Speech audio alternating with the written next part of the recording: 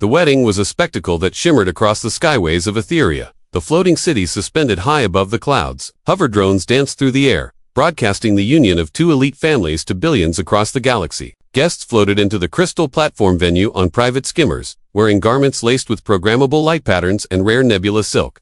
Music hummed through the venue, deep tones that resonated in the chest while artificial blossoms bloomed mid-air, releasing perfumed mist coded for each guest's genetic preferences. And in the middle of it all, she sat alone.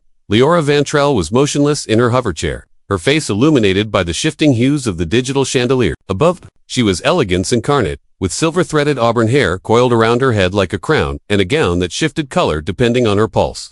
But no one dared approach her. No one looked her directly in the eyes.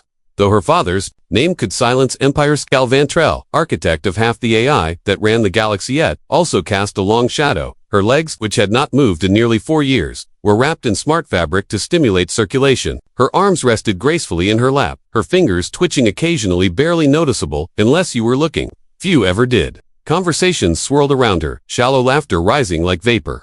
She was a ghost in the middle of a carnival, unseen yet fully present. She didn't blame them. To most, she wasn't Liora anymore. She was the paralyzed daughter of the Vantrell AI king. A cautionary tale, a tragic rumor with a beautiful face. She kept her expression composed, eyes trained on the glass floor beneath her, where digital koi swam beneath each guest's feet. Her neural link hummed quietly, updating her on the wedding's timeline, incoming guests, and rising social media metrics. It was all so hollow, so theatrical. Her father had insisted she attend. Public presence matters, he had said. It helps with investor confidence. As if her body was a walking press release. A sharp flicker in the sky caught her eye just for a moment. A utility skimmer, not part of the wedding fleet, zipped toward the back of the dome. Likely a maintenance team. Something must have gone wrong. She found herself strangely grateful for the distraction. Moments later, a young girl darted past 2 guards and giggled her way across the crystal floor. She couldn't have been older than 7, with wild black curls and glowing shoes that flashed with every step. Liora blinked. Children weren't common at events like this. Certainly not unaccompanied. The girl stopped a few meters away and stared at Hurley. Stared, the way only children do, with innocent intensity. You look sad, the girl said. Liora was so startled she didn't answer right away. The girl stepped closer, undeterred. Are your legs broken? Liora gave the faintest smile. Something like that. The girl sat cross-legged in front of her hoverchair without hesitation. I broke my arm once. Papa gave me a glowing cast. It had stickers. A voice called from across the room, firm, slightly panicked. Nova. The girl turned and waved. I'm here, Papa. Then he appeared. Tall, lean, with a worn flight jacket that didn't match the event's opulence. His face was scruffy, like he'd forgotten to shave for a few days, but his eyes, those were sharp, intelligent. He reached Nova and gave Liora a polite nod. Sorry if she bothered you, he said, guiding the girl to her feet. She didn't, Liora replied. She's different. Yeah, she gets that from her mom, he said softly. Nova tugged on her father's sleeve. Papa, she's not sad anymore. Liora watched them walk away, something warm flickering inside her for the first time in years. It wasn't joy, but it was close. The terrace was quieter. Tucked away from the main ceremony, a crescent-shaped platform of translucent crystal overlooking the horizon. Beyond its edge, the skies of Etheria rippled in hues of gold and violet as the floating city drifted through layers of atmosphere. It was the only place at the wedding where Liora could hear her own thoughts, unburdened by the hum of conversations, or the ever-present eyes of guests pretending not to stare. She hovered to the edge, her hoverchair softly humming as it adjusted for wind balance. The air was cooler here, tinged with ionized ozone from the city's gravitational engines. She closed her eyes and let the artificial breeze rush over her face, pretending for a moment that she was anywhere else. Somewhere without pressure, without judgment, without legacy. A light cough broke her solitude. Turning her chair, she saw him, the same man from before. Nova's father. He stood awkwardly in the doorway, clearly unsure whether he was intruding. The wind pulled at the edges of his coat, revealing the insignia of an exomechanic beneath his collar. He looked out of place, a rough edge in a world of polished surfaces. And yet, he didn't seem to care. I didn't expect to find anyone out here, he said, stepping forward slowly. This is where people like me go to vanish. Liora replied, her voice neutral, but not unfriendly. He smiled faintly. Then I guess I'm intruding on a ghost. She tilted her head. Most ghosts don't talk back. I'm Corin, he said, offering a hand. She looked at it for a second, then extended her own.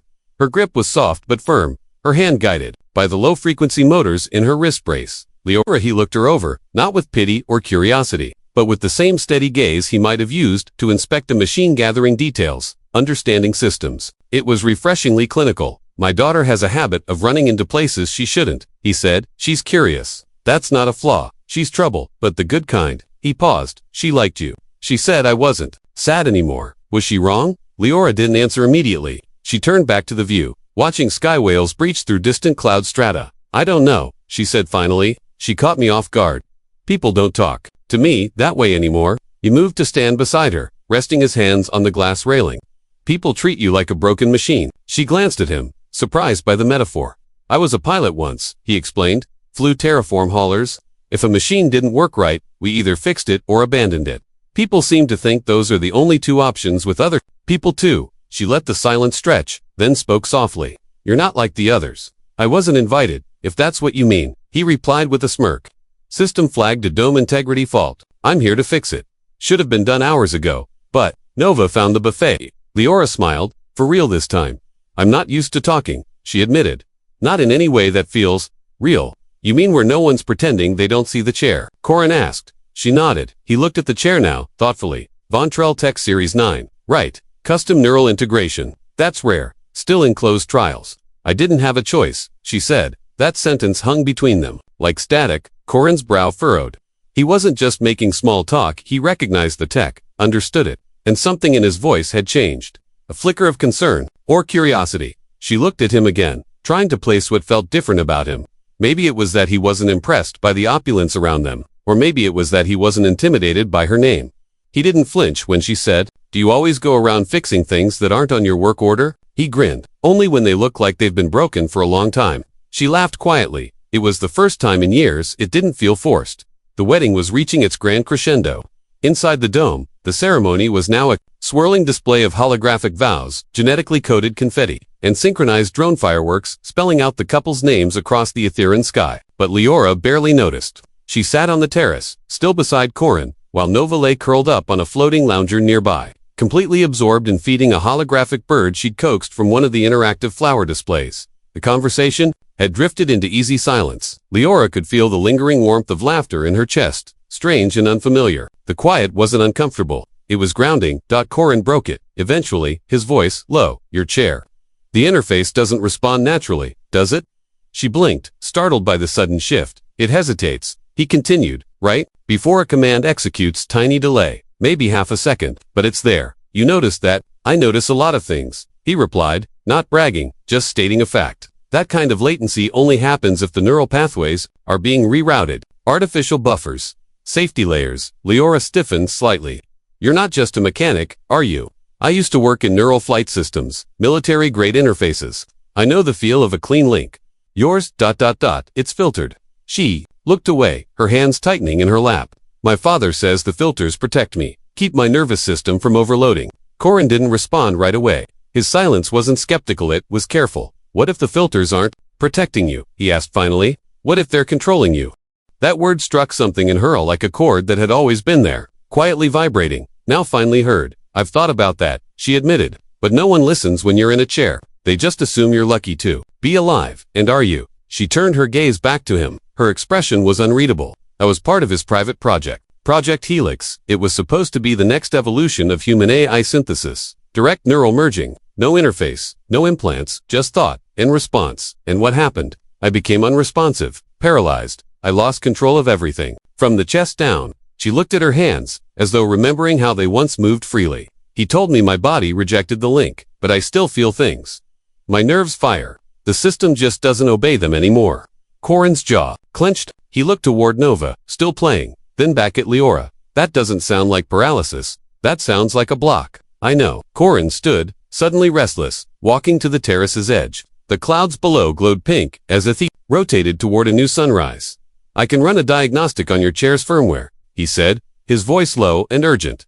Right now, if your father's locked you into a control loop, I can find it. That's not just a systems violation, she said softly. It's corporate espionage. I don't care. She looked at him, really looked. This man she'd met barely an hour ago, and yet, somehow, he felt like the only real thing. In a world built on illusion, why would you risk that for me? She asked. He turned back toward her, eyes steady. Because I've seen what power does to people. I've seen what it steals. And I don't want Nova growing up in a world where we just let it happen. The hover chair gave a soft chime in incoming alert. Liora ignored it. Her heart was beating faster now, though her body remained still. She whispered, almost afraid of the words, "If we do this, there's no going back." Corin knelt beside her, pulling a compact datapad from his coat. "Then we go forward," he said, and together, they began to rewrite her fate.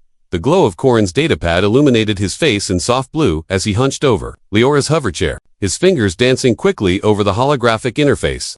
The terrace, still quiet and secluded, felt like it had shifted into a different dimension altogether, away from the wedding, away from the world, into a space where secrets stirred. Just beneath the surface, Liora watched him, her heart pounding despite the stillness of her body. The neural interface in her chair was not designed to be easily accessed from the outside. It was encrypted with layers of Vantral Corp's proprietary code impenetrable to most, but Corin was different. His movements were precise, his focus, intense, like someone who had done this kind of thing before.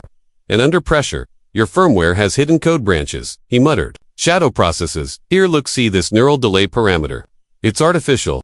Your brain sends the signal, and the system delays it, just long enough to make you think the limb didn't respond."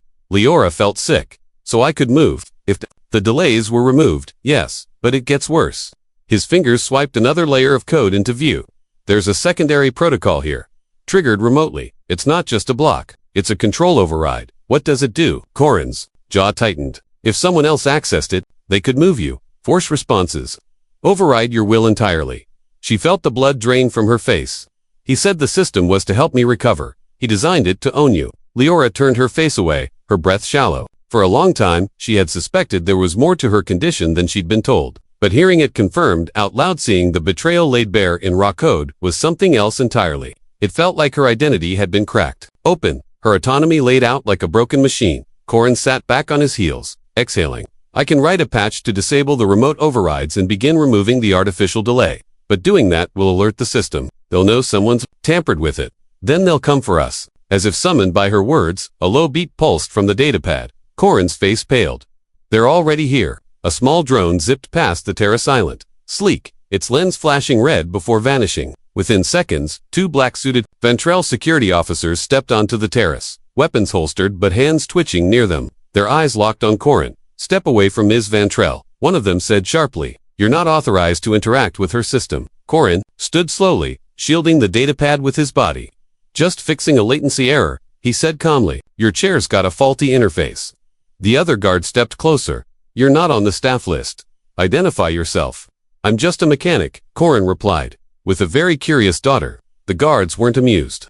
One of them reached for his wrist. Liora's mind raced. She had only seconds. She could sit there and watch Corin be dragged away, or she could act. If the patch worked, "Corin," she said, voice steady, "apply the override. Now." He hesitated. "It might not be stable. I don't care. Do it." He tapped the final command. A sudden jolt surged through Liora's body, sharp and electric, like lightning trapped in her spine. Her breath caught, her fingers twitched, her legs ached with sensation, pain, feeling movement. One of the guards stepped forward and stopped in stunned silence as Liora Vantral slowly, shakily pushed herself upright. The hover chair hissed, adjusting its supports as her body left it. "You don't speak for me anymore," she said coldly. The guards hesitated, caught between protocol and shock. But Liora didn't wait for orders. She stepped forward, wobbly but firm. "Get out of my way." For the first time in years, she walked not just away from her chair, but from the prison her father had built inside her own body. The air was electric as Liora took another step, her legs trembling with the strain of muscles unused for years. But alive with returning purpose, the guards, frozen in disbelief, watched as the paralyzed daughter of Cale Vantral stood on her own, severing years of silence and restraint in a single defiant motion. Inside the dome, the wedding was at its peak. The ceremony had ended, and the celebration was in full force. Glittering elites danced beneath cascading holographic lights, unaware that on a terrace just meters away, a quiet revolution had begun. Corin moved beside Liora, steadying her as she caught her balance. "You're doing it," he whispered, equal parts awe and urgency. "But we need to go, now." She nodded. Her neural link buzzed furiously, warning alerts, security flags, encrypted pings from Vantral Corp's internal system. Her father's AI had noticed the breach, and it was responding. Back at the lounge, Nova was already on her feet, her eyes wide with both excitement and fear. "Papa, are we running again?" Corin smiled tightly. "Only a little." Liora stepped forward, her voice now loud and clear. "They'll try to lock the exit points. Can you disable the dome protocols?" "I already started," he replied, tapping commands into his datapad. "But your father's AI is good. It's adapting. Then we make it public. Liora reached down and activated the holocom system on her hover chair. It flared to life, connecting instantly to the venue's audio-visual grid. She could feel the AI resisting her commands, trying to reassert control, but the patch Corin installed was holding just barely. She bypassed the private nodes and linked into the global BROADCAST relay. The wedding, after all, was already being streamed across the network. She simply took over the signal. The music cut off. The lights dimmed. Hundreds of guests turned toward the central display sphere floating above the dance floor. The image flickered, then cleared to reveal Liora standing. Gasps echoed across the chamber. "My name is Liora Ventrell," she said, her voice amplified across Etheria and beyond. "For 4 years, I was told I was paralyzed, that my body had failed, that I was broken." A pause. Corin's fingers kept moving on the pad, blocking incoming override attempts. "But it wasn't the accident that broke me," Liora continued. "It was him, my father. He tested neural AI fusion on me. Without consent, he installed filters that silenced my body's will. He imprisoned me inside myself in the name of innovation." The guests stood frozen, many of them still holding glasses mid-toast. "I was not sick," she said, her voice rising. "I was controlled, and I will not be silent anymore." A roar of confused chatter erupted. A few guests began backing away from the walls as security personnel moved in from multiple exits, some already receiving new orders. Cale Ventrell himself appeared on a high balcony, face pale, lips drawn tight. He activated his own comm system, attempting to speak calmly to be blocked by the viral broadcast. Loop now flooding every channel. Liora turned to Corin. "We need to leave now. Can you get us out?" Corin nodded. "I know a back route through the dome's maintenance tubes. It's narrow, not built for 3, but we'll make it." They ran Liora, half walking, half supported by Corin. Nova racing ahead to lead the way. Behind them, guards gave chase. But Liora's broadcast had triggered more than alarm, it had triggered doubt. Some of the staff hesitated. Others lowered their weapons. They reached the dome's edge, ducking into the emergency maintenance shaft. The lights flickered overhead as the AI tried to trap them, but Corin's override held long enough for the final hatch to open. And then they were outside on a service skimmer, flying low through the underbelly of Etheria, vanishing into the stormlit clouds. Behind them, a city stirred. Ahead of them, freedom waited. And, for the first time in her life, Liora was walking toward it on her own terms.